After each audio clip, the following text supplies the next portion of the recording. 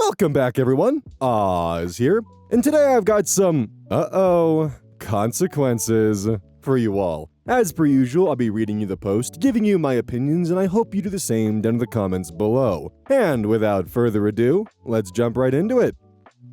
Cross-posted to UhOhConsequences by me! Originally posted to r/best of. The original OP is Stephen Allen, 1977. And their tagline is, "Drinks and drunken friends are bad counselors." The original OP is Throw RA Wife TD and r/off my chest. Posted the 13th of March, 2023. My 28 male, wife, 32 female, keeps throwing divorce in my face over everything. I just agreed and left. I'm currently staying with my sister. My wife and I have been together for 5 years, married for 4. We had known each other for years prior. We have 1 kid together, who is 4. I am the primary breadwinner in the house as she is a stay-at-home mom. It was her choice not to go back to work. For the past year and a half, we have been having arguments about 1 to 2 times a month. To be clear, I do help out with our daughter. I clean, I cook, and I am involved with both of them. The first time she said she wanted a divorce was when we got into an argument when my sister called and asked if she could stay with us for a bit as she was having relationship problems. Ironic. I said she could. My wife was not happy about that. I pointed out that her friend stayed with us a couple of months prior for 5 weeks and didn't do anything around the house. Plus, she was just there. No discussion, no nothing. She was a stranger to me and my daughter. My sister is lovely and has a great relationship with our daughter, and I thought my wife was as well. She ended up staying with us for a week, helping out around the house, cooking, cleaning, and watching our daughter when needed. I thought we both forgave each other and moved on. The fights are usually over something small, 90% of the time, and are not started by me. I have suggested therapy and counseling, but she always says she/we never needed it. Well, I had it last night. She picked a fight saying I was spending too much time at work, and that she feels abandoned, and that I'm not a good enough father. Ended her rant with, "I want a divorce." I stood up and told her that the only reason I work so much is because she can't stop spending at the time of the argument I used our money. Typing it out came out as my money on accident. We agreed to split the money into bills, future savings, future daughter, and fun money. Money on things we don't need or use. She refused to get a job or go to school to help her out. I provided for the family, for my daughter. I'm always at her important dates, functions, doctor's appointments, anything she needs. She refused to get help through therapy or counseling. I don't want this anymore. I'll have my lawyer send her the papers when she writes it up. I got my daughter's things and left with her to my sister's. It has been 2 days, and she keeps calling and texting saying she is sorry. She didn't mean it. She wants to go to counseling and therapy. She needs me. She misses me, etc. I don't know what to do. I love her. She is a good mother, but I can't do this anymore. Internet strangers, please help. Yes, I have a lawyer from my family and work. I've known her since I was a teen. Comments from the OP.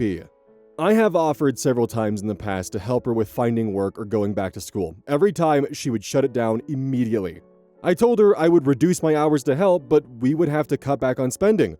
I know parenting is a full-time job. I proposed options. My sister offered to watch her for the next week if my wife had classes or work. My sister is genuine and nice to everyone. She's not a gossip or a person who talks behind your back. I do 98% of the cooking. I do the grocery shopping and 80% of the cleaning. In charge of bath time as well as getting her into bed and waking her up in the morning. All of this while working 60 hours a week. Being at my sister's last couple of days with my daughter showed me that I was doing most of the work. Not much has changed, just finding what show or game she wants to play. I would gladly switch with her. I hate working so much. I miss my family and miss my daughter. My wife's friend was a stranger to me. I had never met her or seen her. She was mentioned, I think, 2 times during our relationship. She wasn't at her wedding. She and my wife were friends in high school, but I guess she moved and lost touch. Years later, she called out of the blue and moved in. Yes, she was a stranger. I know my wife is a good mom. I've had the last few days off of work as it was the weekend. I have this week off as well. When we had our daughter, we agreed on a plan for budgeting until my wife would go back to work or school. We broke it down into bills paid, future savings, daughter's future, and fun money. Over the last year, because of unnecessary spending, it was unnecessary, we couldn't put anything towards future savings. Also, the bonus I got was already spent before I got it. I'm not blameless by any means. I work so much to provide a good life for my wife and daughter. I have fought for our relationship. It is hard to keep fighting when all my partner does is kick me when I'm down. I'm not trying to do it when my daughter is around, but my wife doesn't care who's in the room. Coming from user EJoe72. The fact you took your child from your wife, who you admit is a good mom and is a stay-at-home mom, speaks volumes. You have taken away her purpose without any care for how that must feel. Your wife sounds like she's depressed. Excessive spending and having no enthusiasm around the house are both common symptoms. She's lonely and using divorce and arguments as a way to seek assurance that you still want to be with her. She sounds insecure and needs help. OP replies, there has been a lot going on since I first posted, but I want to point out some things that it seems was missed or looked over. I would do everything again if I had to, including taking my daughter. I have pushed her to go out, find a job, get a hobby, meet new friends, and do something, anything. I reached out to people to help out, asked about seeing someone for help. She would not listen or consider anything I presented. She kept saying no, or she was not the problem. My daughter is my priority. I don't fight with my wife in front of her or around her. I grew up in a bad household. I've been in the position where my dad got angry at my mom. My mom left and my dad took it out on me. I don't ever want that for her. I don't know what my wife was going to do that night. You can't force someone to get help. They have to actually want it. If you force someone, they will go through the motions just to make it look like they changed.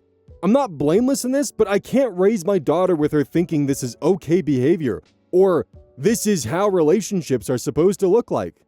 I decided when I was young that I would never be like my dad. Update, July 30th, 2023, 5 months later. Hello, all. Unfortunately, this is not a sunshine and rainbows update. I posted a few months back about how my wife kept throwing divorce in my face on a regular basis. That was until I did, okay, got my daughter, and left. I needed to vent, so I posted here. Check profile for original. To clarify some questions I've gotten, I'll refer to one of my comments on my OG post. OP then rehashes the comment in response to EJoe72. Okay, so after I made my post, I had a bunch to think about. I decided that I had to make sure she knew how serious I was. We sat down and I flat out told her that I couldn't do this anymore. The fighting and threatening of divorce has to stop. She agreed and said she would not say it. I told her that the next time it was thrown out, it would be the last time. We agreed to go to couples therapy. It was eye-opening. Things were said, feelings were brought up, and outside professional views helped us understand the other better. After a few sessions, I thought we were doing better. She started to apply herself more. She looked and obtained a job, made some friends, and got a hobby. That was until an argument started because we had plans in regards to our daughter that she overlooked and couldn't cancel the other plans she had made with some new coworkers. At what I considered the end of the argument, she said under her breath, "I knew marrying you was a mistake." I looked at her, and the thing I remember most is how I did not recognize the woman that was standing there. She looked different to my eyes. I didn't know who the woman was in front of me. I asked her to repeat herself. She said, "I should have divorced you years ago." I walked away and took my daughter to the plans alone. Just us two. I ended up filing for legal separation. Under the terms we both signed was something along the lines of, while separated, we are still legally married and will not get involved with anyone during this time, period. Finances will be separated, but bills will stay as currently split. I would still pay for insurance through work. Other things that were in it were therapy sessions would continue both as individuals and couples. I would move in with my sister, and we had shared custody of our daughter, 70% me, 30% her. One day, when I had my daughter, I needed my wife to take her. I let her know a week before, and she agreed. The morning of, at 7:30, I went to drop her off at the house and noticed an unfamiliar car in the driveway. My first thought was, she must have a friend, girlfriend, over. I go to ring the doorbell. Out of respect, but still odd ringing your own doorbell. and wait with my daughter when a shirtless man about 20 opens the door and asks who I am and what do I want. I asked for my wife. He calls her, and she comes around the corner in a robe, and her face goes from curious, shocked, horrified, sad. Needless to say, in 3 months' time, when the legal separation ends, I'm filing for a decree of dissolution of marriage. My daughter is safe. She doesn't understand what's going on, other than daddy and mommy are not happy with each other. As stated above, she is my priority. I guess I did do the one thing I never wanted to do. The one thing I promised myself I would never become. But I guess it could not be helped. I ended up just like my parents. I don't know what a healthy relationship looks like. I hope I can show just how much love I have for my daughter and raise her the best I can. Thanks for the support, comments, love, and criticism. OP on the dissolution of marriage. Dissolution of marriage is the fancy way to say divorce. It just means the decree is the court order that ends the marriage. OP on the other man. He was just as surprised when I asked to see my wife. He said something like, "I didn't know you were married," and said, "I'm sorry, bro." He was just a one-night stand. Top comment. That's fucking hard. One day your daughter will know what her dad did to protect her. I hope you find peace in your life, OP. OP responds, I hope she will. Thank you. I would not be shocked to find out that 100% custody is within OP's future here, because if she can't even remember the fact that she's supposed to watch her daughter on the morning of a specific day, and instead just went right ahead for a hookup while married and didn't think that she'd get caught, and was careless enough to completely forget that her husband would be there the next day? Yeah, I wonder what other responsibilities she's slacking on. She wants to have her cake and eat it too, or she wants to eat her cake and have it too. Which, yes, that variation of the saying does make sense, but fun fact, by the way, that's how they caught the Unabomber. In part, at least. Because he was such a stickler for that his brother was like, hey, that is my brother. Not only is this his writing style, but he is a stickler for that variation of the saying.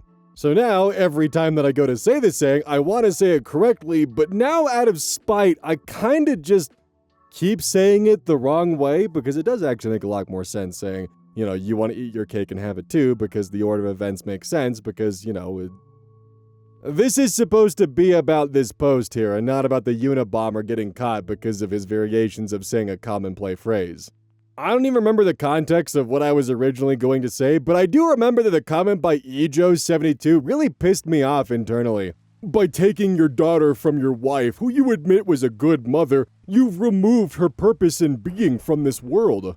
Are we for real? Like, for starters, boiling down a stay-at-home mom's entire purpose just being to watch their children, that's kind of fucked up. But on top of that, it's just the whole fact of the matter that it's obvious that she's not involved in any aspect of this marriage, from raising the child to actually just being a part of the marriage, and would rather throw around the divorce as a threat whenever she's not getting her way than actually do anything constructive, like therapy or counseling, and only offering to do that when the husband said, fine, fuck it, we'll get divorced. Same goes for potentially getting a job and actually trying to secure herself because she's actively upset about the fact that he's working a lot of hours, but he's working a lot of hours so she can be a stay-at-home mom. But she's upset that he's not home as often as he could be. And he also has to work additionally because his bonus is being spent before he can even save it, or just their general finance rules that they had set between the two of them are being followed, and now they're falling behind on their savings. Then, of course, the cherry on top that her friend who's a stranger just showing up unannounced for 5 weeks is totally A-okay, and the fact that she didn't even once consider how her daughter would react to having a stranger in their house for 5 weeks. But his sister who's willing to help around the house? Oh no, that's too far. I want a divorce over that one. But hey, after all, apparently it's her whole purpose just to keep track of the child, even though she doesn't really seem to be doing so. And by OP taking the child out of the environment after an extremely unstable conversation where she threatened a divorce, now you've taken her whole purpose away from this world. Don't worry, Ejo, you can eat your heart out because her whole purpose of this world was completely forgotten for a one-night stand. Also, and as a final note to OP, even though this was 3 years ago, just because you had a misstep and your relationship didn't fully blossom into what it could have been doesn't mean you're just like your parents. Yes, things got rocky. But you did everything in your power to try and maintain a safe and cohesive environment for your daughter. Your wife is the one who couldn't maintain that. I guarantee that you'll find someone who makes you happy in the future. Someone who's actually willing to split things equal, be 50-50. And I can also guarantee that you're not going to end up following in the footsteps of your father. Just because you tripped and fell once doesn't mean you're not worthy of getting back up. I hope for your daughter's sake that you continue to push forward, and I especially hope for your daughter's sake that your ex-wife puts herself together, because if she is dealing with a lot of just mental stress and baggage, anxiety, depression, or anything along those lines, hopefully she can get what she needs to better herself and be the mother your daughter needs. It may not be the wife you need, but hopefully she can at least fulfill some part of that. Good luck.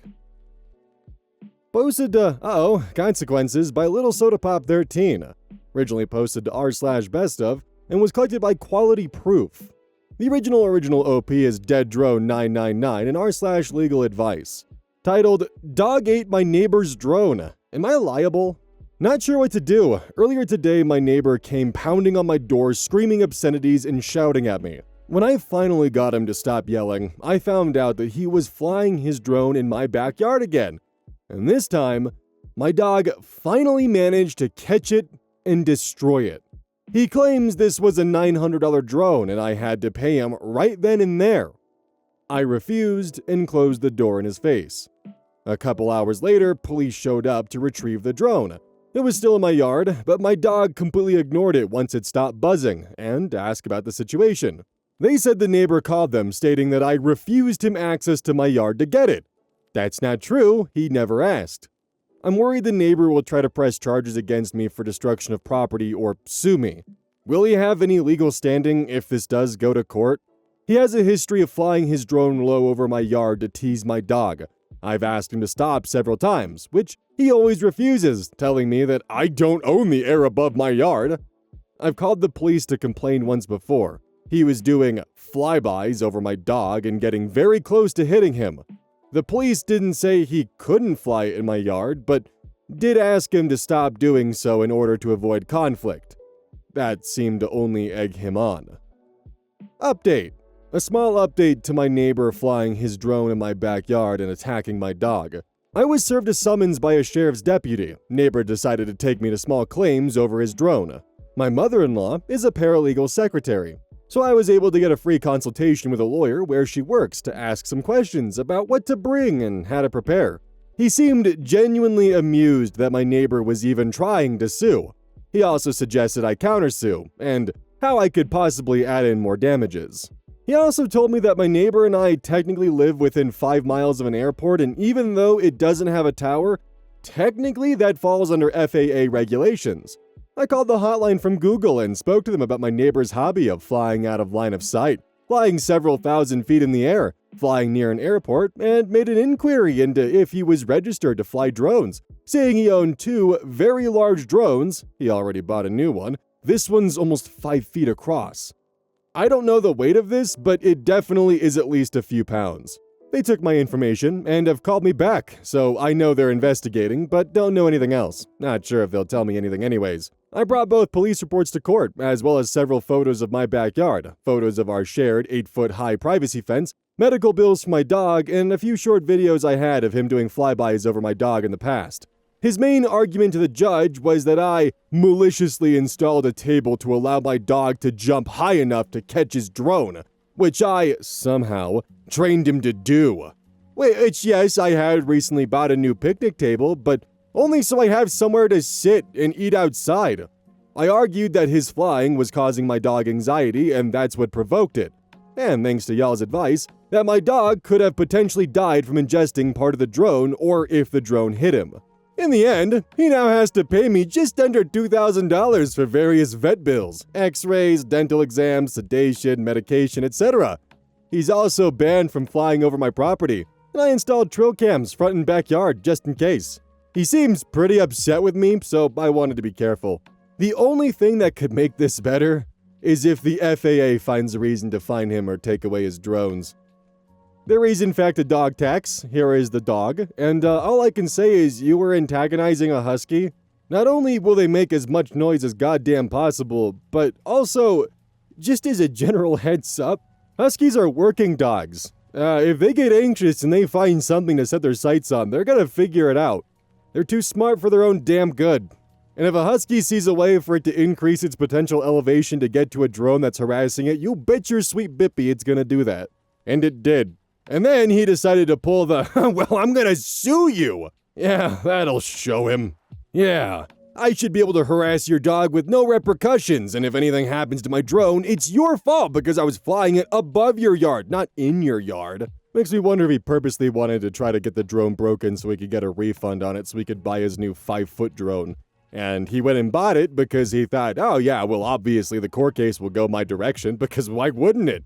Only to find out now he has an additional expense of $2,000 for the vet bills of the dog he was harassing. Because hey buddy, guess what? When you go to court and you open up a lawsuit, the other person can sue you as well for anything they want. Now it may not be accepted, but you'll still have to spend the time, effort, and money to fight against that, and to convince the judge to toss it. And if you don't, well, now that's on the table.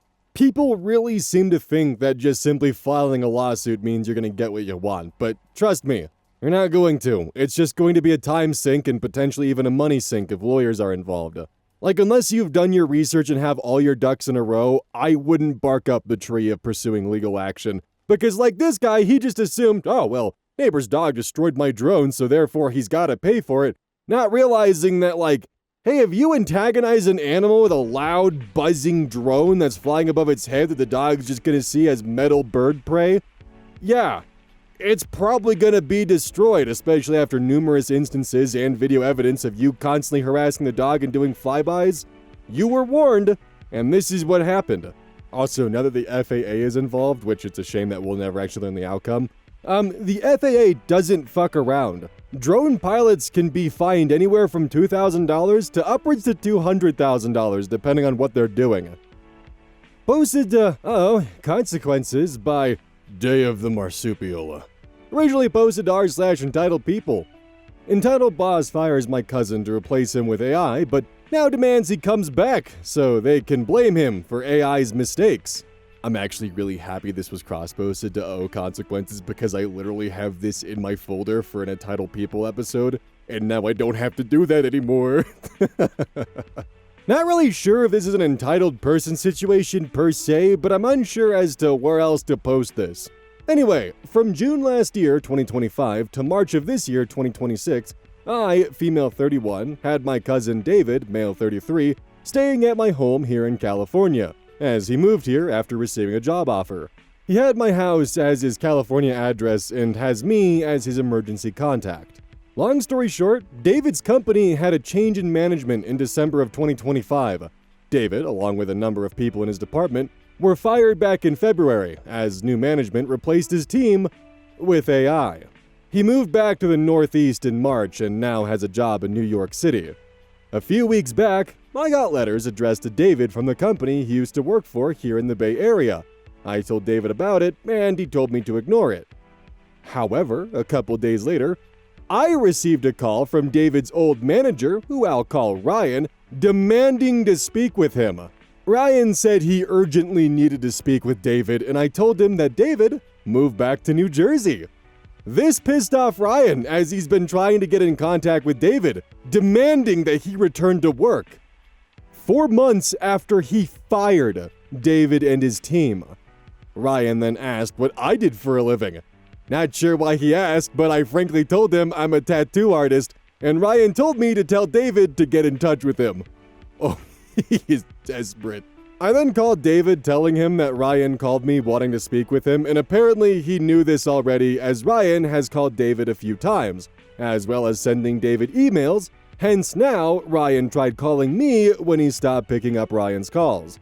Basically, from what David understands, the company he worked for was sold to private equity, and new management decided to let a significant number of their staff go, to replace them with AI, relying on AI to conduct interviews, write reports, give management legal advice, and conduct sales pitches to clients. Long story short, a couple of their clients are now suing them due to the AI written reports submitted to them having false information, which then caused the clients problems as well.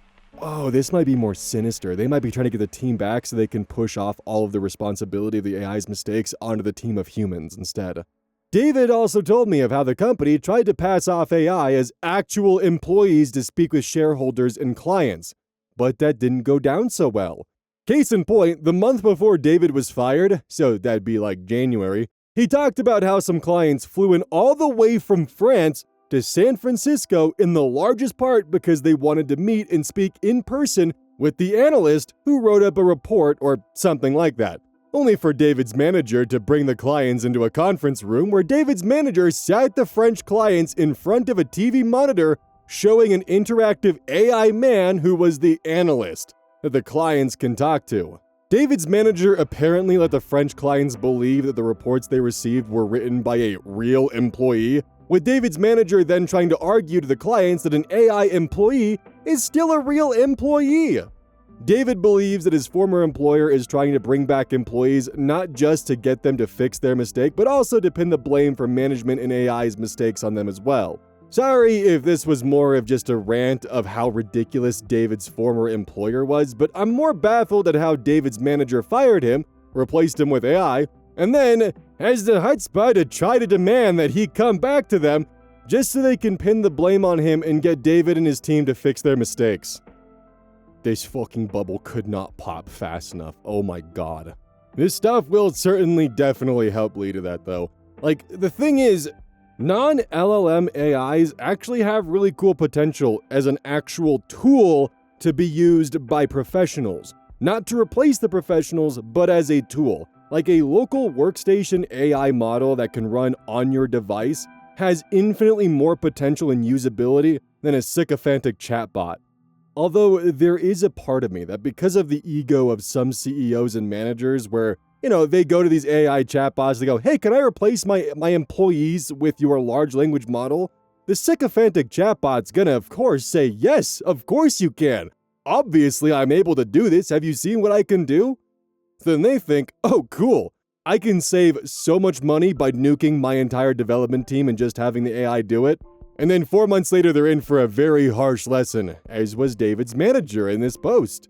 I mean, hell, like 2 weeks ago, there was a company, I don't think the company was named, but they had an incentive program that pushed their developers to use tokens, specifically AI tokens, like trying to incentivize them using AI as much as possible, to the point where if they didn't use AI, they would be written up. Well, guess what? This business practice ended up costing them $500 million in a time span of like a month. That is one hell of an oopsie-whoopsie to make right there. Posted to UhOhConsequences by Velka Kaka. Cross-posted from r/whatdoIdo. Absolutely heartbroken and devastated at my son's reaction to my leukemia diagnosis. He's 23 and a computer science college graduate. We're all so very proud of him, yet he just won't stop bringing up the past and how we ruined his life and threw away his mental health. Yes, he did have mental health challenges growing up due to being autistic, and we tried to work with him to the best of our ability, but he always told us off. He's upset about how we put restrictions on his computer and phone usage and frequently took it away for misbehavior until he was 17, while he watched all his friends get to learn how to code. And instead of putting him in coding clubs, we dragged him around and made him a slave and forced him into things he never wanted to do. Well, we tried to tell him that he wasn't doing anything productive, going on disallowed sites and constantly bypassing parental controls, which is why we punished him by limiting access to his special interests in computers and writing scripts, as he wasn't interested in much else, and it was the only way we could discipline him. Also, because we're in our 50s, he needed to help us out. And plus, we didn't want our son being on the computer all day. So we made him socialize to try to learn the ropes of it. Went on hikes, trips, and other family outings, and made him do activities like cross-country and youth groups, so he can learn the value of our faith, being part of a family unit, and having a well-rounded childhood. the world doesn't revolve around his special interests. But alas, he says he was coerced and over-medicated into it and regrets giving in for so many years now. He also likes to say we drugged him up with Prozac and Cymbalta and risperidol as a teen. Isn't risperidol an antipsychotic? Hold on a second. It is, but it's also commonly used to help the symptoms of autism. Huh. At the time, he had his computer taken away entirely for fighting with his brother 6 years younger than him and failing to be the older brother. He suddenly started displaying extreme emotional distress, and when I asked him why, he said he was afraid of being left behind because a friend of his was learning C++, and we weren't allowing him. I had to explain to him that unfortunately he lost that privilege for not behaving correctly, and he's just gonna have to deal with it. It got to the point where he was distressed and wanting to end himself, disrupting our church service, and that's when we knew we were at our wits' end and took him to the hospital to see a professional and find resources. From there, we were referred to a youth mental health clinic, wherein my son was prescribed those medications to help him treat his autism and not be so distressed, as well as a therapist he was to see once a week. And this helped him not push back so much against our rightful restrictions on his computer and accept that he lost his coding privileges. Plus, computer screens with their high refresh rates and bright LCD lights, as well as electromagnetic waves from the electronic components, can exacerbate symptoms of autism. Ideally, he shouldn't have had one at all, but we allowed him it because we love him. That means we only allowed him 2 hours a day, and he was to use it in the living room for us to monitor. What the fuck? I keep telling him not to compare himself to others, but he always gets triggered and says, "Don't say that shit to my fucking face." And he can't get a job because of all the ways we held him back from his desired career path and made him hold himself back because of the gaslighting and parentification of his siblings. Even though it's a terrible market right now where even experienced people are now forced to Walmart, which he refuses to work at. Hey, at least it pays the bills, damn it. I'm just at a loss. He justifies everything as waking up from a nightmare of executive dysfunction after being drugged for 4 years and off the drugs for another 4. I just can't get through to him. He always puts up a fight whenever we ask him to do chores or help out, which is the least he can do since he lives here rent-free. If he carries this anger and rage out into the real world, I worry for whatever career he's endlessly worrying about. I say get stable and then worry about that stuff. Recently, he's not been talking to me much because he's decluttering and feels like an underproductive hoarder. So much time wasted ruminating and disassociating due to his OCD that we gave him instead of finding fun in coding and getting an internship and dwelling in burnout because we traumatized him and whatnot. I don't know what I can do or say to him to make him feel better. Not too long ago, I got diagnosed with acute myeloid leukemia and am in rigorous treatment for it. It was devastating, but even more so when my son texted me this. Went through my Google Photos and Drive. Yeah, I'm ready to get rid of years worth of reminders of how I was dragged around everywhere and monitored like I was a fucking child. I can't enjoy any of those old memories anymore. I'm horrified I even thought it was normal and that I ever gave in. Only reason I didn't run the fuck away at 18 was because I saw no other way out and wanted to go to college and stay in contact with my online friends you tried to pull me from, just now more bitter than ever. Don't contact me. I need to study and process this shit. Just what the actual fuck was I thinking? And what the actual fuck were you doing? I hope you don't stay in remission. Full send. Shut up. No more lunches with you or her. You made your hospice bed, now you get to die in it. Side-eye emoji. This had me crying for hours, and my husband had to come to my bedside to comfort me throughout. I am absolutely heartbroken, and I have never felt so hopeless and helpless in my entire life. All I ever wanted was what was best for my son. What am I to do? Am I really that much of a monster in his eyes? Too Long Didn't Read. We tried to make computers less of an obsession in our son's life by making him do more well-rounded things. Now it feels like it set him back relative to his peers in his chosen career path and decided to take it out on me, a cancer survivor. by telling me he hopes I don't stay in remission and that I get to die in a hospice bed. Okay, yeah, that's fucked up of him to say, but at the same time, you gotta see it from the point of view that you didn't really seem to give a damn about properly treating his autism or caring for it, and just tried to sweep it under the rug. And, well, if you don't care for his condition, why should he care for yours? That is the consequence of that action. Another thing to keep in mind is this is her version of events, which will naturally be portrayed in the best possible light imaginable. And this is what it is. Comment from user The Real Satan's Weasel on the original thread.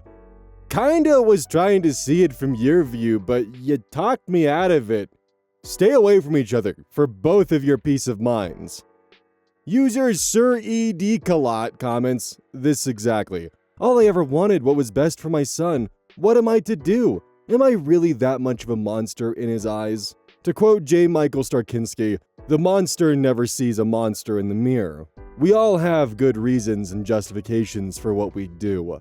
Through all your posts, you are justifying your actions from your point of view. Never once did I see considering his point of view or what life as an autistic person is like.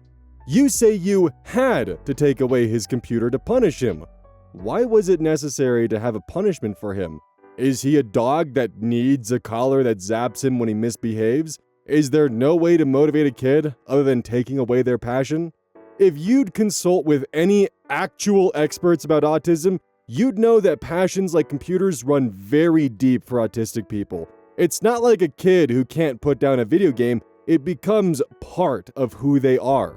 So while it's good to push him to get out into the world, you did him grave damage by limiting that. I'm not even talking about careers, I'm talking about personality, about safety. To an autistic person, the world is scary, and computers were his safe space, where he didn't have to feel scared or like he didn't understand things everyone else did. And you took that away because it was more important to you to punish than to understand. I say that because your post is full of justifications of why you had to punish him, how he needed to earn that. That shows you have no real understanding of the reality of autism. I'm truly sorry for your diagnosis, OP. I wouldn't wish it on anyone for any reason, and I truly hope you get successful treatment and ring the bell. But you need to understand and accept that while you may have had the best intentions, your actions with your son were harmful. My point here is not to crap on you, but to set the stage for my actual advice, and that is to apologize. Tell him you're sorry you don't understand what his life is like. Tell him you want to learn and understand and be a part of his life. Tell him you understand that he will never live the way you do and like the things you do. That you and he are different, and you are trying. Will keep trying to be okay with that. Because you want to love him more than you need to control him. Then talk to some scientific, not religious, autism experts. Try to get him to come to some therapy with you. Maybe it's not too late to mend your relationship with him. Maybe. But I promise you, unless you do a hard 180 on your defensiveness and justification, you will never again have any sort of positive relationship with him. Comment from Awkwardist. I'm sorry about your diagnosis, I really am. Leukemia is especially difficult and I wish you well. That being said, the fact that you are ill doesn't automatically give you a pass on introspection. Your son may be acting dismissive and hostile, but have you actually taken the time to analyze your role in it? He's neurodivergent. This doesn't give him a pass to act out and treat people horribly, but it also doesn't give you a pass to control every aspect of his life, even as a child. I'm sure it was difficult parenting him, and it sounds like it was difficult to be parented by you. But the stance you're taking now, victimizing yourself, won't serve you, your husband, or your son. There are so many more aspects to this that the comments can't even begin to address, such as the fact that punishing your autistic child by specifically targeting their special interests, that's just incredibly cruel. It also comes across that you punished and limited his special interests. I mean, yes, for some bad behavior, but in addition, because he didn't fall into the mold that you wanted him to. He didn't have much interest in going on hikes and trips and family outings and activities like cross-country, or being involved in your church, He was more interested in what kind of things he could accomplish on the computer. Sure, the world doesn't revolve around his special interests, but you never allowed his special interests to be a part of his world. You actively only kept it as a satellite orbiting low that sometimes he'd be able to interact with. Followed up with a post hoc justification of, well, it doesn't matter that we did these limits anyway because most people in his field end up working at Walmart anyways. Plus, we're actually helping him because electromagnetic waves exacerbate autism. Weirdly enough, this actually makes me want to try to pick up Minecraft Redstone again, because when I was like 10 to roughly 15, I was super hyper-fixated on Minecraft Redstone, to the point where, for some actual school projects, I designed and developed wave generators, graphing calculators, hexadecimal serializers, a prototype word processor that I really wasn't able to fully develop due to just some complications of the fact that I didn't have a computer powerful enough to actually run the Redstone. But that was a special interest that my father not just enabled, but actively encouraged, and was very proud of the kind of stuff that I was building, to the point where he actually grabbed family members to show off what I was doing. That's still a very fond memory that I have. Maybe one day I'll do a classic Ozmedia Redstone stream. It's been a couple years since I've done one of those, and just see how much I remember and see how much I can pick back up. Those were a lot of fun. It's just fun kind of chatting, talking to people while I just kind of develop circuits and whatnot. Hey, welcome to the outro. Sorry it's so goddamn late. I just had a lot of personal things going on, and it just kept me from being able to fully just get the ball rolling, and I was about 4 hours or so late to my usual start time for producing these. And I still made good time for production, but just not good enough. I'll try to be a bit better about that in future days, and maybe if I'm able to, I'll try to get videos done ahead of time. The only issue is that if I get a video done ahead of time, and it's of a post that another YouTuber previously covered, then I notice that people watch the video for less time, they'll skip over that story, which then means YouTube recommends the video less often, and it actively hurts the channel. So YouTube actively incentivizes me to do day of uploads, where I'm pretty much making the videos the exact day that I'm uploading them, and that is quite the exhausting thing to have to manage. But it's what I signed up for. Hopefully maybe if I'm able to do face cam or some kind of similar thing, I'll be able just to sell myself on my personality, and, you know, that'll work. Yay. But, I'll figure something out. I always do. Anyways, don't forget, Gamer Subs, use code EYES at checkout. Every purchase made directly supports the channel. If you don't want to commit to spending like $40 on a tub, you can always use code EYES at checkout to get some free samples with free shipping and all that kind of stuff, and actually see if you like it before you commit to it. A lot of you have been doing that. Anyways, I'll catch y'all tomorrow.